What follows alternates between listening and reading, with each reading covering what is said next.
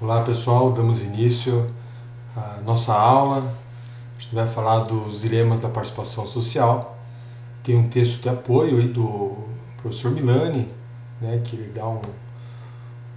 faz uma discussão a partir de um conjunto de experiências de participação social no mundo, né, e estabelece uma série de um conjunto de paradoxos e limites aí que envolve a participação social. Então a gente vai aproveitar algumas coisas no texto dele para fazer essa aula expositiva. Primeiramente, ele vai fazer uma referência à reforma administrativa, que eu já mencionei na outra aula, que ela foi planejada, pensada, né, para superar o Estado burocrático e trazer um modelo de um viés gerencialista, né.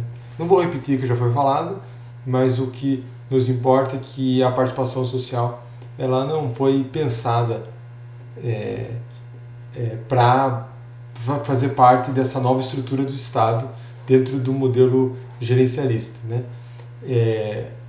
Quando se discute dentro da perspectiva reformista de ter um Estado mais eficiente que possa atender melhor ao cliente de serviços, né? Que no caso seria o cidadão, a participação social parece que não encontra um lugar ali, não encontra um espaço onde ela possa contribuir com isso, né? Parece que a participação, na verdade, é algo que tem um custo no desempenho desse Estado-empresa, né? Então essa é uma crítica que é feita nessa perspectiva que sim tem seus méritos, né, do ponto de vista de criar, tornar um Estado mais eficiente, mas, no entanto, essa lógica empresarial, ela não tem, nessa lógica não há espaço para participação social. A gente raramente vê empresas onde existe uma participação social, né? Então, se você importa um modelo gerencial das empresas, esse espaço provavelmente ele não vai existir ou ele vai ser mínimo, né? Vai ser bastante limitado. Então, acho que isso é algo importante para a gente ter em mente, né? E tem outros elementos aí que nessa curta aula, né, para a aula não ficar longa demais, eu gostaria de mencionar que são muito importantes, que vocês tenham o registro, né? Então, a primeira coisa, quando a gente fala em participação social na gestão pública, quais seriam os mecanismos de participação? Bom, são os mais diversos, né? A gente pode citar alguns que são os principais. Você tem as consultas públicas, que podem ser presenciais, desde alguns anos online também, com a disponibilização de documentos, né? Aí elas podem ser feitas de mais diferentes formas. Tem uma série de procedimentos, detalhes que fazem toda a diferença. Por exemplo, se você faz uma consulta pública, é muito interessante você saber quem também está participando e quais são as propostas dos demais também, para poder discutir com elas, né? Se você faz uma consulta pública em que você preenche o formulário e você manda, você não sabe, por exemplo, quais são outros grupos interessados, se existem lobbies, se existem propostas muito arrojadas ou muito discordantes, ou se você não tem como saber no final se o resultado atendeu mais aquela perspectiva X ou Y, ou aquele grupo empresarial, ou aquela organização. Então vira uma caixa fechada, né? Tipo, vocês mandem, eu vou receber tudo e depois a gente vai decidir, né? Nós acolhemos a proposta, só não garantimos que ela será admitida, né? Recebemos, né? Então, quando não é digital tem esse problema, quando é presencial também você tem restrições, por exemplo, no tempo de fala, de quem pode, quem está inscrito, né? E pode acabar até em confusão muitas vezes, né? A gente tem aí um histórico bem complicado de audiência, principalmente quando envolve construção de barragens, né? Foi no caso de Belo Monte, né? E que havia muita pressão de grupos econômicos interessados nessas licitações que chegam na casa dos bilhões, né? E havia grupos de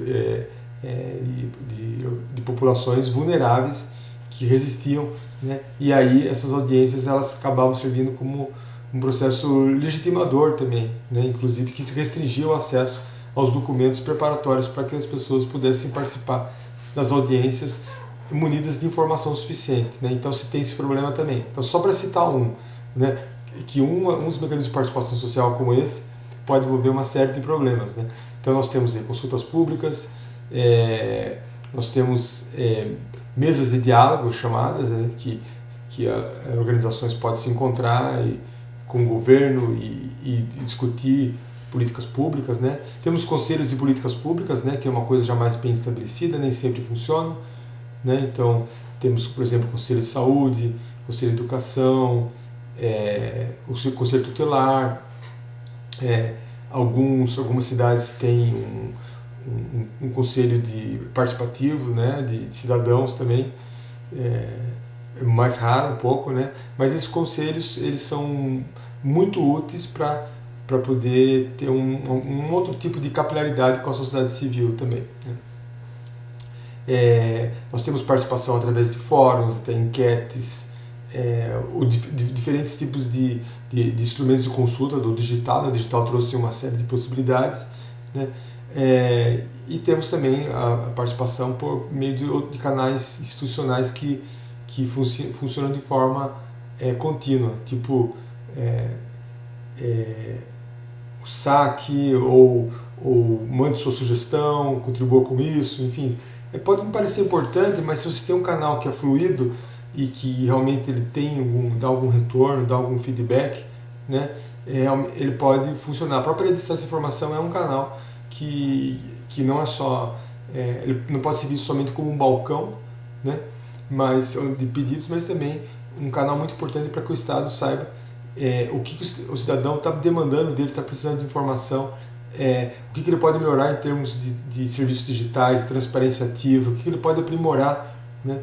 Então acaba sendo também potencialmente um canal importante de participação. Então, com certeza o mundo digital ele ampliou muito as formas de participação, de modo que hoje um Estado fechado ou um Estado funcionando como uma empresinha baseado em números já não tem, já está defasado, já não teria mais lugar numa sociedade como a nossa, né? Então essa é um ponto importante, né, para vocês pensarem. Há outros mecanismos de participação, se tem alguns, para vocês terem uma ideia.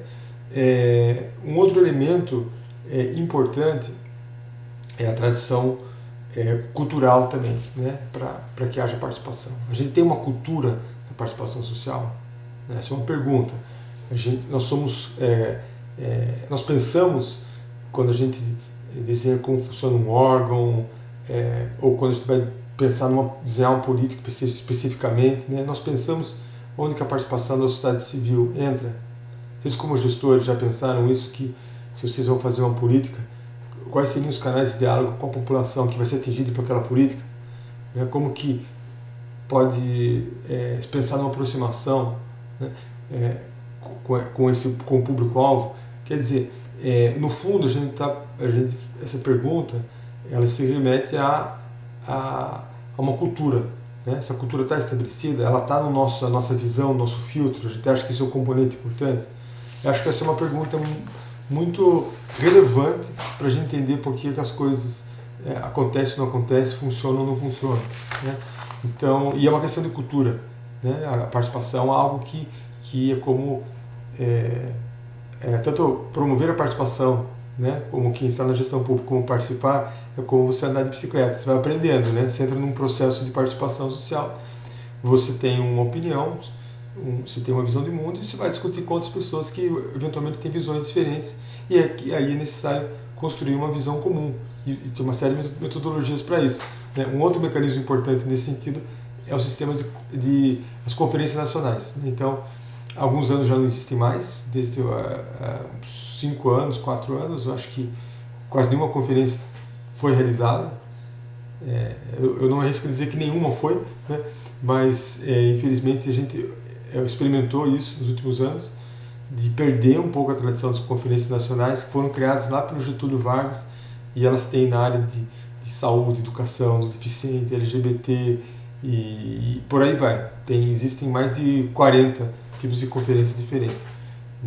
Inclusive na última gestão, o governo PT estavam organizando um repositório com todos os documentos dessas conferências nacionais, que são documentos muito importantes, muito bons para orientar políticas públicas, porque as conferências nacionais iniciam no nível local, vão para o estadual e depois vão lá para Brasília, elegendo delegados, e as propostas vão sendo fundidas com propostas do Brasil inteiro e chegam num documento que tem muito consenso ali. Nem sempre é viável que está lá, mas vale muito a pena para o gestor ler as propostas, porque elas têm muita representatividade, né? Isso seria um tema até para a gente abordar numa outra aula, se houvesse mais tempo, né? Mas acho que não sei se cabe muito aqui, mas vale a pena se aprofundar nisso em algum momento.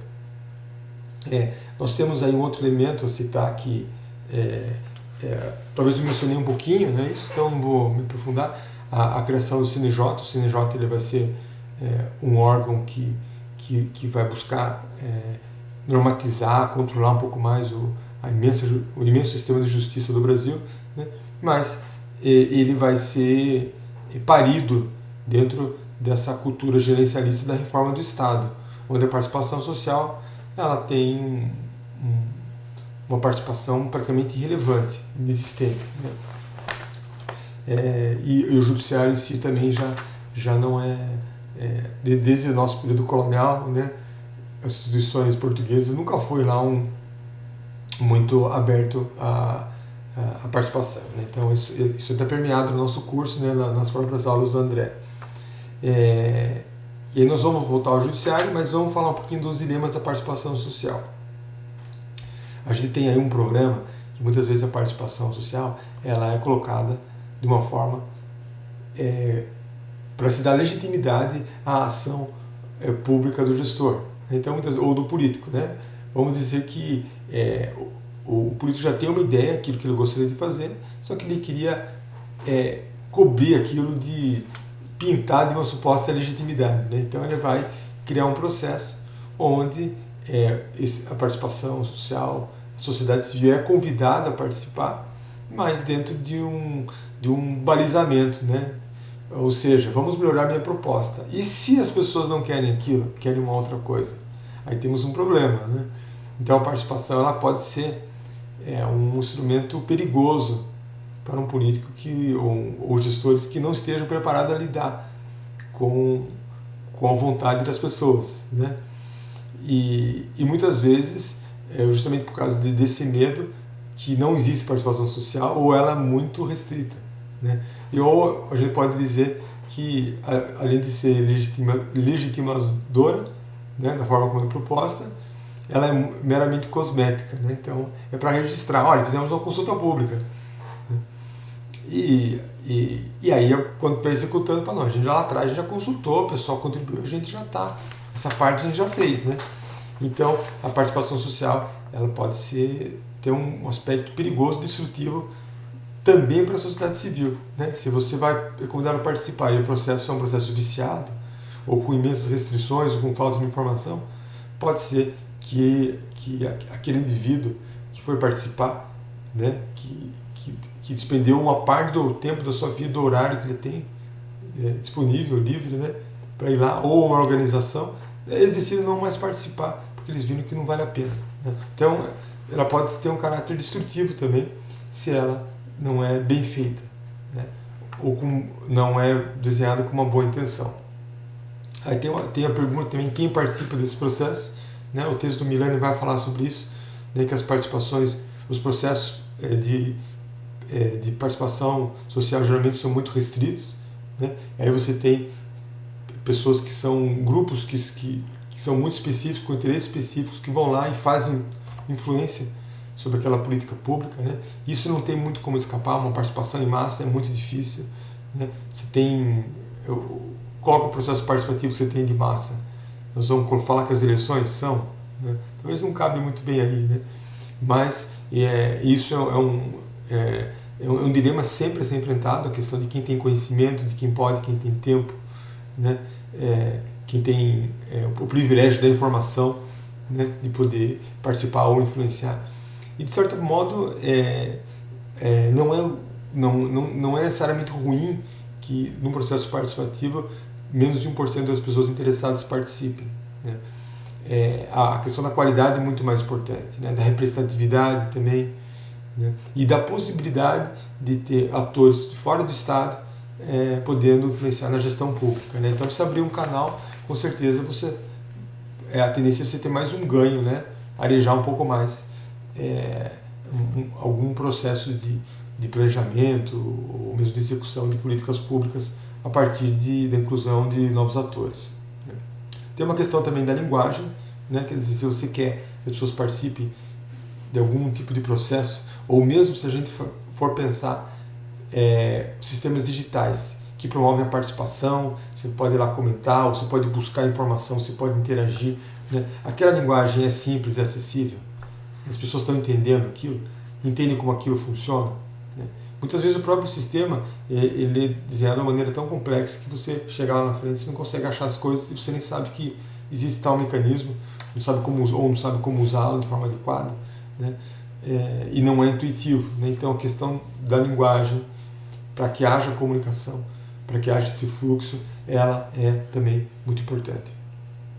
Alguns dizem aí que a tecnologia deve ser centrada em pessoas, né? Você não deve pensar a tecnologia per si, ou seja, eu tenho um portal, eu tenho um sistema, a informação está lá, eu desenvolvi um negócio e aí eu coloquei tudo lá dentro, né? E aí você navega lá, tem um índice, tem um mapa do site e a pessoa se vira. Não, você tem que botar uma pessoa. Eu pensando assim como um gestor que está trabalhando com pessoas que estão desenvolvendo o sistema para mim, para a minha organização. Eu quero ver, ou quero pelo menos que eles façam isso, coloquem um cidadão que nunca teve acesso àquela ferramenta para sentar em frente do computador, na frente deles, para ver se a pessoa acha as coisas e sabe usar aquela ferramenta. Porque muitas vezes, mesmo a gente que está acostumado a ficar na frente da tela e eu que sou um usuário de software livre, né, que me fuço bastante, sou uma pessoa muito curiosa, muitas vezes tem dificuldade também. E imagine um cidadão, uma pessoa simples, humilde, né, que busca uma informação que é importante para um direito seu, né, e simplesmente não consegue usar aquilo, né, não consegue achar as coisas. E isso é muito comum, infelizmente, né. Nós temos aí também, por fim, a questão da cultura da participação, né? Quer dizer, como a gente vai promover uma cultura dessa dentro das instituições públicas e ao mesmo tempo dentro da sociedade civil? Como a gente vai criar isso aí? Fazer que isso já comece a entrar no próprio desenho institucional, ou seja, você tem pessoas alocadas, recursos humanos, gente treinada para poder falar, se comunicar, acolher, né, propostas. Como a gente pode ter isso também institucionalizado, ou seja, a participação social não pode ser uma concessão de quem está no poder público, né?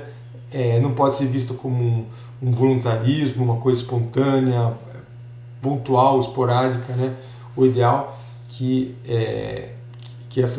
o mecanismo de participação social, isso é citado no texto de Milani, né, na quarta parte, que eu acho que é muito importante, é ideal que eles sejam incorporados na instituição. Tem alguma lei que garanta que aquela participação social não vai ser somente uma concessão de um governo X ou Y que vai sair depois de alguns anos, né, mas que faça parte de uma política institucional, né, dentro daquela organização, e que os inputs, as contribuições sejam devidamente acolhidos, processados de alguma forma, haja um mecanismo de feedback para a sociedade, né? E que as pessoas que usem, ou organizações que usem esses canais, elas possam se sentir contempladas de alguma forma, né, ouvidas, né? E isso continue por si a funcionar e vai gerando uma cultura de participação que seja boa tanto para a organização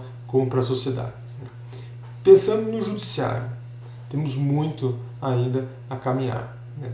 Há muita experiência no sentido de estudos com relação à participação. Eu não citei aqui, né, por causa do nosso tempo restrito, mas é toda uma literatura que vai pensar a cultura política, como que isso vai sendo acolhido, vai sendo desenvolvido, a lógica do capital social também, né? Como que certas sociedades vão conseguir se organizar melhor, vão adquirir essa cultura, né? Vão associar isso a a um certo nível de civismo também, né?